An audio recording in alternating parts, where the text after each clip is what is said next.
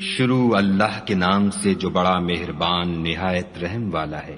اے پیغمبر صلی اللہ علیہ وآلہ وسلم، اپنے پروردگار جلیل الشان کے نام کی تسبیح کرو، جس نے انسان کو بنایا پھر اس کے اعضاء کو درست کیا، اور جس نے اس کا اندازہ ٹھہرایا پھر اس کو رستہ بتایا، اور جس نے چارہ اگایا پھر اس کو سیاہ رنگ کا کوڑا کر دیا۔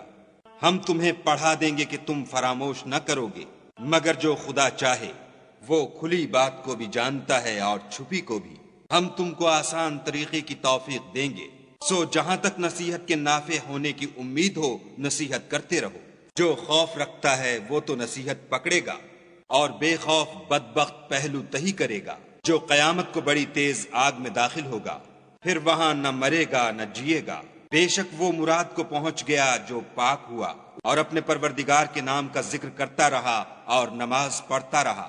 مگر تم لوگ تو دنیا کی زندگی کو اختیار کرتے ہو، حالانکہ آخرت بہت بہتر اور پائندہ تر ہے۔ یہی بات پہلے صحیفوں میں مرقوم ہے، یعنی ابراہیم اور موسیٰ کے صحیفوں میں۔